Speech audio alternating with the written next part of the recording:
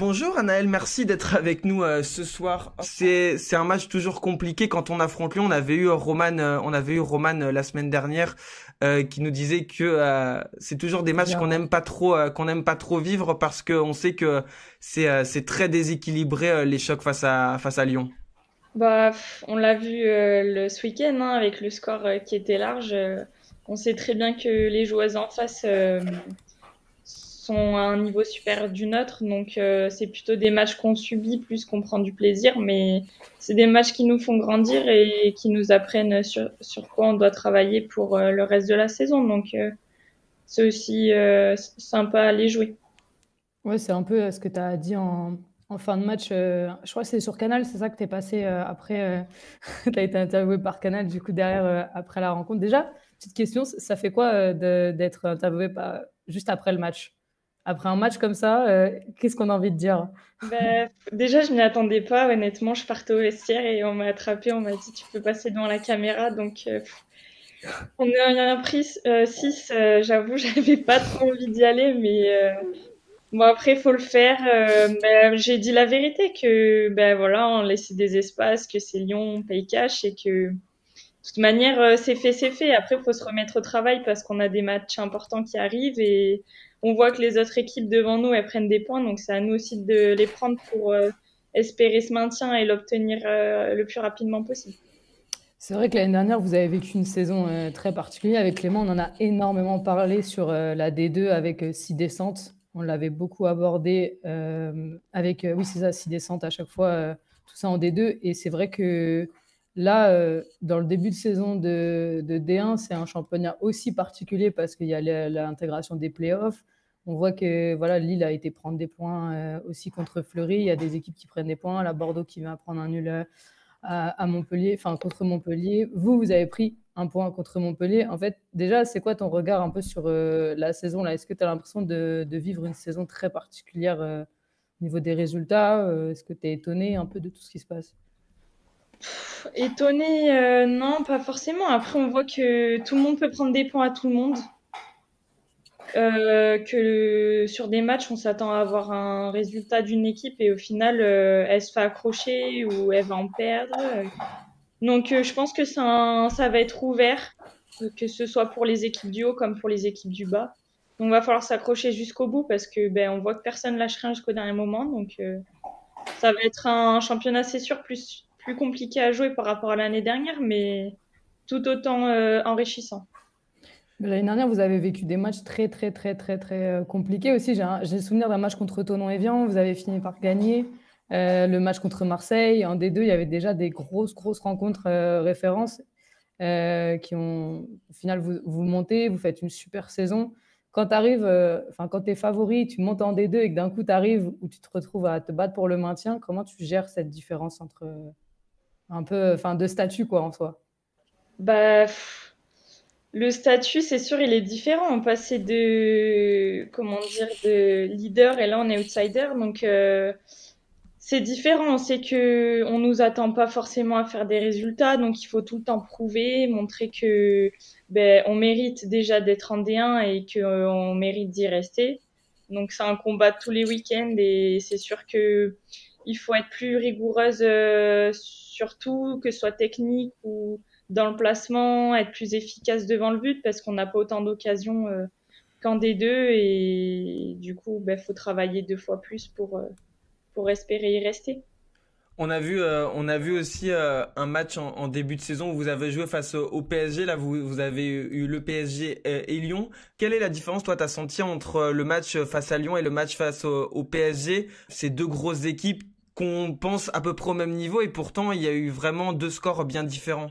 Ouais, ouais, ouais. Contre le PSG, on perd que 1-0. Bon, ça reste quand même 3 points de perdus, mais on perd que 1-0. Je pense qu'on a fait une belle prestation où on a montré que on pouvait les embêter, voire même peut-être marquer des buts. Malheureusement, on n'a pas réussi à être efficace sur le peu d'actions qu'on a eu.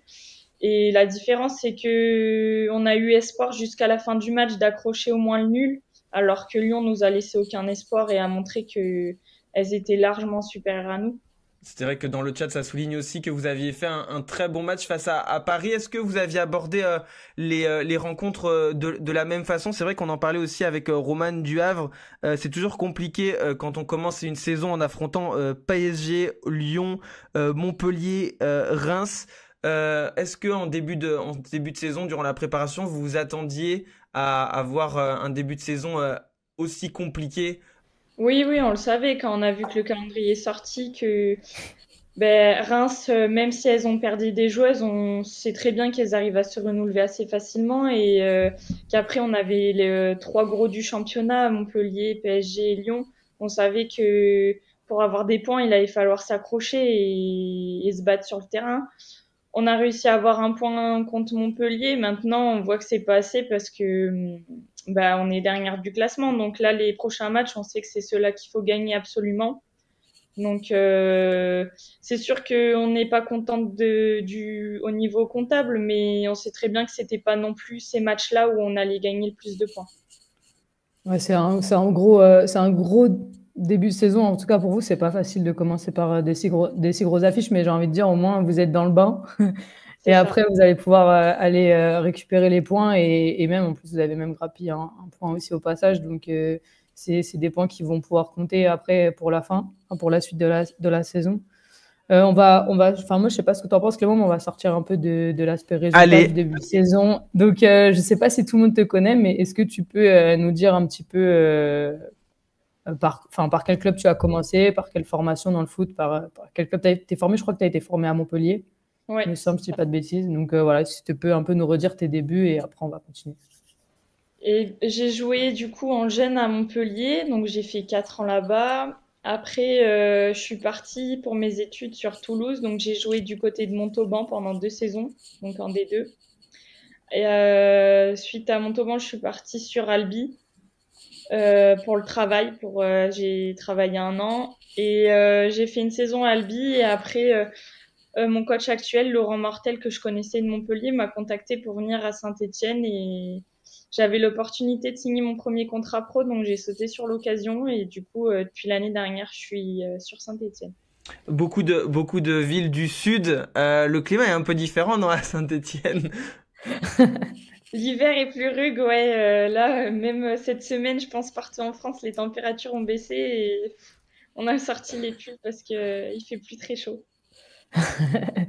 C'est vrai que j'ai souvenir de. Je crois que c'était le match contre Marseille l'année dernière où déjà c'est un miracle que vous ayez joué le match parce qu'il neigeait tout autour, mais vous avez joué sur un terrain chauffé ou je sais plus. Ouais, c'est ça. On Ouais. a la chance au centre de formation de Saint-Étienne qui a des terrains qui soient chauffés.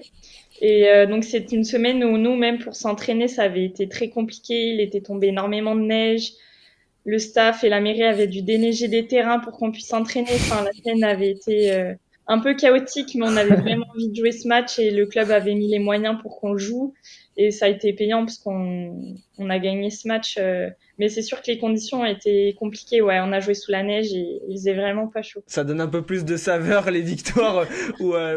la semaine a été compliquée et dans des conditions climatiques, mais c'est vrai du côté de Montpellier, Albi, c'est un peu plus clément, je pense, au niveau de la neige au fil de la saison. On la voit moins souvent, ouais, c'est sûr. Et les températures, elles descendent pas aussi basses qu'ici dans la Loire. Pour revenir un petit peu, tu parlais de ton arrivée à Saint-Étienne. C'est vrai on parlait du Sud un petit peu. C'est pas la même ferveur pour le foot féminin et pour le foot même en règle générale. Tu es arrivé dans une ville où le foot est très, très, très regardé, très, très encouragé. D'ailleurs, si je dis pas de bêtises, quand je suis venu à Saint-Étienne pour faire l'interview qu'on avait fait avec Ninon Blanchard il y a, je sais plus Clément, je crois que c'était il y a 2 ans. Je sais C'est plus. ça, il y a 2 ans.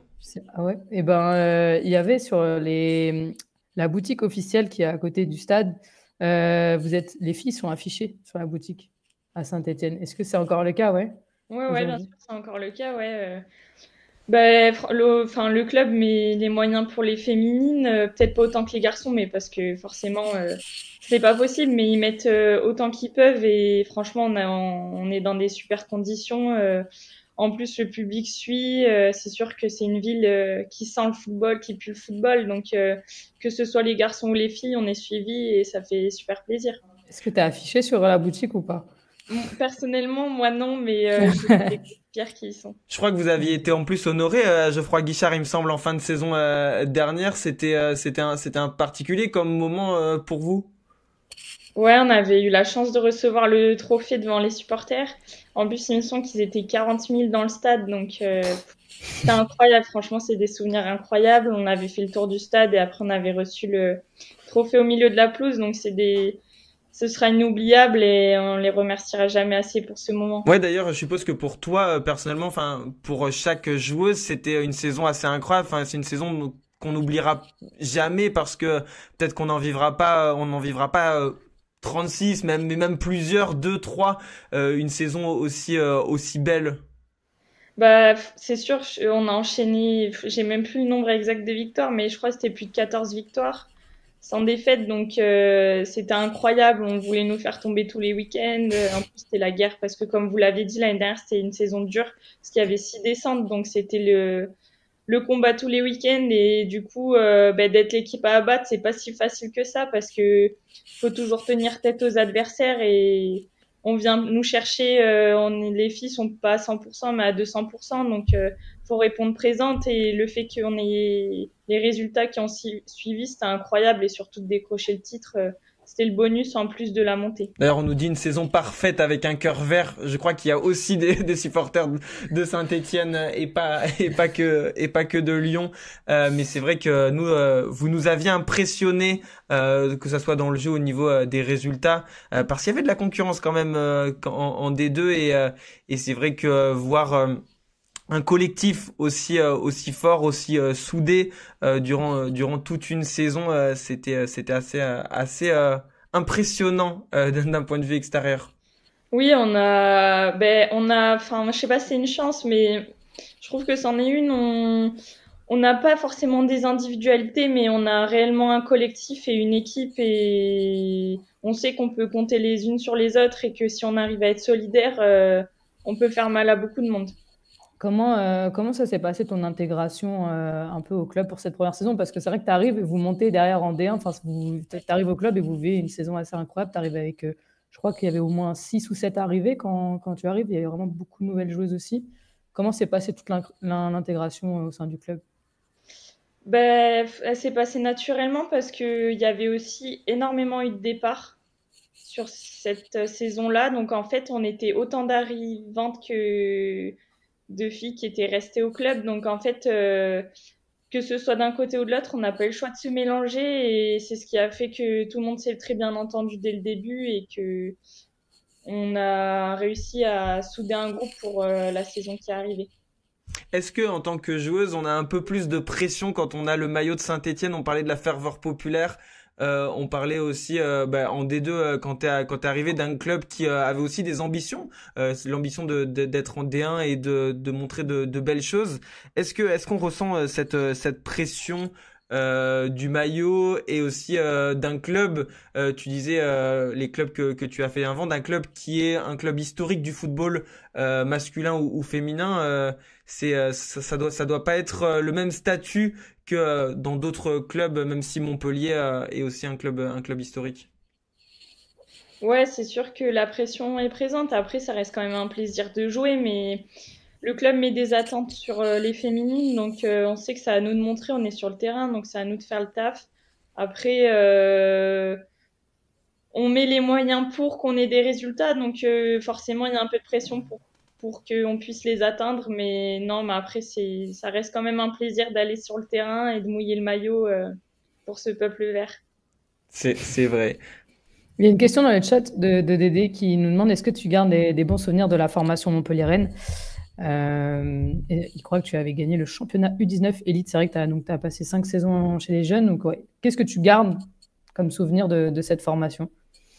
Un très bon souvenir, un très bon souvenir. Je suis arrivée, je crois, en U17 à Montpellier. C'était une période où Montpellier marchait très très bien en D1. S'étaient qualifiées dans ces années en Ligue des Champions. Donc le club chez les jeunes est super compétent au niveau de la formation. On s'entraîne avec la D1 et on a vu des résultats comme l'indique Dédé. On avait été championne U19 Elite et à l'époque, il y avait aussi U19 Excellence. Mm. Et on avait été championne une année Excellence et l'année qui avait suivi Élite contre le PSG. Donc ça avait été des super années pour ma génération, ouais. D'ailleurs, c'est un moment aussi où tu avais été sélectionné en équipe de France jeune.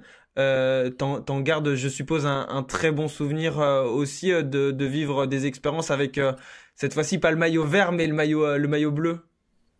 Ouais, ouais, forcément d'être sélectionné en équipe de France, c'est un rêve que ce soit chez les jeunes ou chez les A, mais c'est toujours un grand plaisir de représenter son pays et surtout que moi, j'y m'y attendais pas forcément puisque c'était la première année où j'arrivais à Montpellier, donc je savais qu'il fallait que je fasse mes preuves et c'était à l'époque Sandrine Soubeyran qui était chez les U17 et elle m'a convoqué, elle m'a fait confiance et c'est sûr que ça fait plaisir et surtout de porter le maillot bleu, c'est quand même quelque chose, quoi. Et C'est du coup, c'est garder c'est super c'est quoi une souvenirs. réaction d'être appelé en équipe de France jeune quand on s'y attend pas justement? C'est de l'étonnement, c'est on n'y croit pas, c'est Ben, ouais, c'est de l'étonnement, on a les frissons, on se demande si on va avoir le niveau. Après, quand on arrive, ben, faut montrer et après, on voit que forcément, tu te mets au niveau des autres, voire plus, et tu arrives à prouver que tu as ta place et donc ça fait, ouais, ouais, c'est quand même quelque chose. et je suppose que c'est quelque chose qui reste dans ta tête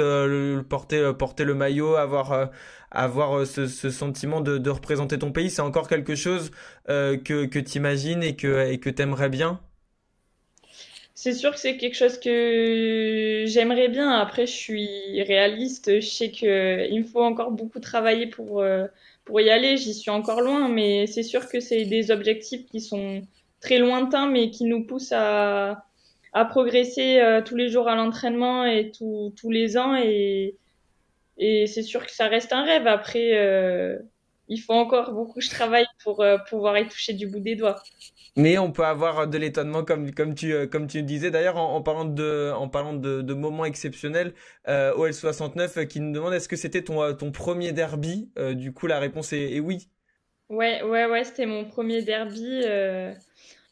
Donc c'était quelque chose de particulier, ouais, surtout que c'était un match qui était attendu, il y avait du monde au stade à Lyon, donc c'était quelque chose à vivre, ouais, c'était aussi quelque chose à vivre. On sait qu'il y a une grosse rivalité dans le foot masculin. On avait entendu avant le match, je crois, sur le plateau de Canal, des experts ou même d'anciens entraîneurs qui disaient qu'il n'y avait pas forcément la même rivalité dans le foot féminin. Mais est-ce qu'en tant que joueuse, on se sert aussi un peu de ça pour se motiver en se disant, alors aucune défaite n'est agréable, mais face à Lyon, si en plus on peut dire à la fin du match qu'on a fait un bon match, qu'on les a accrochés sur tel et tel aspect, il y a une fierté particulière. Enfin, on s'en sert comme motivation, même si la rivalité elle est pas aussi immense que dans le foot féminin ou même culturellement parce que ça dépasse le foot. La rivalité Lyon-Saint-Étienne, on sait que les deux villes, voilà, c'est régionalement quelque chose de compliqué.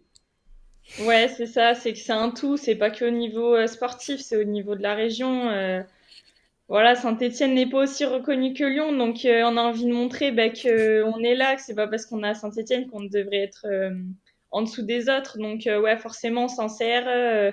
L'engouement qu'il y avait autour nous pousse à nous donner le meilleur de nous-mêmes et même si c'est sûr que c'est pas la même rivalité qu'il y a chez les garçons, on essaye de faire de notre mieux. Je pense que tout le monde a hâte de voir, même on parlait de la D2, il y avait Marseille qui était votre concurrent direct l'année dernière. Je pense que c'est des rivalités que les gens quand même qui suivent aussi le football masculin ont envie de voir. Les PSG Marseille, les Saint-Étienne Lyon, voilà, c'est des affiches qui attirent déjà du public. Après, vous, le public à Saint-Étienne, vous en avez un peu tous les week-ends. Pour le coup, il y a pas mal de personnes qui se déplacent. Je sais qu'avec Élise aussi, vous avez Élise Legros qui joue avec toi. Vous aviez participé à une émission aussi, 100% synthé, à des émissions de radio. Enfin, il y a des émissions qui se font, il y a des petites choses qui se font au niveau des supporters. Est-ce que tu le ressens, ça, ce soutien, on va dire, même vraiment spécifiquement pour vous, les Ouais, féminines? ouais, non, franchement, je le ressens et surtout, je le vois. Enfin, moi, depuis l'année dernière, dès que on habille en vert ou que les gens nous demandent ce qu'on fait dans la vie, si on dit qu'on est pour synthé, bah ils nous encouragent, ils sont super fiers. Non, franchement, il y a vraiment un engouement, même pour les féminines. on est vraiment suivi et ça nous pousse, ben, comme l'année dernière, sur certains matchs, d'avoir le public, ça donne quand même un élan en plus et ça peut faire basculer le match. C'est du coup ton premier contrat pro, tu disais, tu arrives de clubs qui n'ont pas du tout le même statut, pas la même professionnalisation. Qu'est-ce que ça a changé pour toi? Est-ce que du coup, avant, tu avais effectivement le travail? Est-ce que tu faisais d'autres activités à côté et là, tu es devenu 100% foot? Comment ça s'est passé pour toi, le changement? Ben, en fait, donc mes années à Montauban, j'étais étudiante. Donc, ben, comme les étudiantes, on passe la journée en cours et on avait entraînement le soir. Donc, c'était un rythme assez soutenu. Et à la fin de ma licence, je suis partie sur Albi travailler dans un hôpital. Donc, du coup, ben, j'avais une journée comme une personne lambda, entre guillemets, où je faisais ma semaine de 35 heures et j'avais entraînement le soir et match le week-end. Donc, quand je suis arrivée à Saint-Étienne et que je vivais que du foot, c'est sûr, ça m'a fait bizarre, mais ça m'a aidé parce que ben, c'est sûr qu'au niveau de la récup, au niveau de l'encadrement, du nombre de séances, c'était pas du tout pareil et ça aide pour progresser et c'est sûr que ça a été un peu une bouffée d'air frais pour moi, moi qui voulais vivre de ma passion depuis que j'étais petite. Oui, c'est ça, tu voulais. Enfin, le foot, c'est vraiment quelque chose, tu veux vraiment vivre du foot parce qu'il y a deux discours un peu aujourd'hui. Il y a des joueuses aussi qui ont. On avait parlé avec Sophie Weiss lors d'un entretien, qui est aussi une joueuse qui a besoin d'avoir un peu un métier à côté, avoir une activité à côté. Elle a du mal à ne faire que du foot. Toi, tu te sens vouloir faire que du foot, quoi. Ouais, moi je me sens pas forcément exclue de la société en faisant que du foot. Au contraire, je me consacre qu'à ça et ça m'aide à être performante vraiment à ce niveau-là et pas à me détacher un peu partout et à être moyenne dans les différentes activités que je fais. Au moins, je sais que je suis à 100% et que ben, si j'y arrive pas, ben, je peux m'en prendre qu'à moi. Je peux pas dire non, mais cette semaine j'avais ça à faire et c'est pour ça qu'aujourd'hui j'y arrive pas. Non, je sais que si je suis pas performante, c'est que soit j'ai pas assez travaillé à la semaine, soit parce que bah j'étais pas au niveau aujourd'hui, quoi. D'ailleurs, on nous demande est-ce que tu as d'autres passions en dehors du foot vu que maintenant tu as peut-être aussi plus de temps à consacrer à ta vie en dehors. Peut-être que le foot, même quand t'es pas sur les terrains, comble tes journées. Mais est-ce que t'as d'autres passions? Des passions, non, pas particulièrement, mais c'est vrai que j'aime bien aller me promener, découvrir les endroits qui m'entourent. Donc, ouais, j'aime bien pas voyager, mais faire des petites sorties de temps en temps, découvrir bah, la région ou la France en général, ça me fait du bien. Aller à Lyon, par exemple? Bah, par exemple, c'est une sortie que j'ai déjà faite. On va pas, c'est une belle ville comme Saint-Étienne, mais comme Lyon ou d'autres villes. Non, bien sûr. C'était pour rigoler. Non, mais je veux pas me faire attaquer. Après, on va dire que j'ai pas parlé de Saint-Étienne. Non, mais c'est vrai que chaque ville est différente et on peut trouver plein de choses à Saint-Étienne comme à Lyon. Dédé nous demande aussi, est-ce que tu suis encore tes anciens clubs? On parlait de Montpellier, d'Albi. Est-ce que tu arrives encore à suivre même la D2? Tu disais que tu étais en D2. Est-ce que tu arrives à quand même garder un œil sur tes précédentes équipes? Ouais, ouais, bien sûr, je suis pas forcément en contact encore avec mes anciens clubs, mais je suis forcément les résultats. C'est des clubs enfin, sur lesquels, qui m'ont fait confiance. Donc, j'ai envie de voir comment ils fonctionnent et j'espère toujours qu'ils fonctionnent bien. Et donc, forcément, ben, Montpellier, elles sont dans le même championnat que moi. Donc, maintenant, c'est plus facile de suivre. Mais même si c'était aussi facile les années précédentes, parce qu'elles sont au plus haut niveau. Donc, forcément, on regarde. Mais la D2, bien sûr qu'on regarde parce que c'est un championnat qui devient super intéressant et du coup de voir c'est la première saison, donc voir les résultats de cette première année, c'est super intéressant pour voir se jauger sur les différents niveaux entre cette fameuse poule du Nord et du Sud. D'ailleurs, la différence de fait de jouer en D1 et en D2, c'est que là, les matchs, ils sont diffusés. En D2, ils l'étaient pas. Est-ce que tu as des proches ou même de la famille ou des amis qui regardent, ça y est, ils te suivent à fond, plus besoin de Ouais, se déplacer, quoi. euh, on est beaucoup plus suivi parce que forcément c'est plus médiatisé et c'est plus facile à regarder. Ouais, ben, comme le match de samedi qui était sur Canal. forcément pour la famille ou les amis, c'est plus simple de pouvoir suivre les résultats. En fait, elle est Vous là, avez la le retour? pression. C'est pas la pression d'avoir le maillot, c'est la pression de diffuser sur Canal à 18h ou 21h. Ouais, bon, après, il y a quand même la pression du maillot qui est là, mais c'est sûr que, ouais, vu qu'on sait qu'on est regardé et qu'on est suivi, on a forcément envie de bien faire. Normal. Il faut faire plaisir aux proches, sinon tu reçois un coup de fil. Oui, là, tu aurais dû faire ça. Merci beaucoup Anaël d'avoir été avec nous, d'être passé. On va continuer à suivre Saint-Étienne en espérant que comptablement vous réussissiez aussi à aller chercher des points lors des prochains matchs. Comme on le disait en début de live, ça sera peut-être plus facile, en tout cas plus abordable. Facile, c'est peut-être pas le bon mot. Abordable lors des prochaines rencontres parce que c'est Saint-Étienne-Le Havre. Vous recevez Le Havre, après vous allez à Fleury et Paris FC, même si Fleury et Paris FC c'est des prétendants pour les T'as dit playoffs. quoi, Clément? Vas-y, répète ta phrase. J'ai dit plus abordable. Ouais. Pour chaque match, sera pas facile à jouer, que ce soit plus abordable ou moins abordable, il faudra quand même gagner des points, donc on les abordera de la même manière. Oui, mais après il y a il y a Lille, Dijon et Guingamp. Ça sera là du coup peut-être des clubs qui seront plus dans votre comment dire partie de Objectif. tableau pour se battre pour le maintien en D1. Merci beaucoup Anaël d'avoir été avec nous et d'avoir parlé un peu de Saint-Étienne et de ton parcours. Merci à vous pour l'invitation.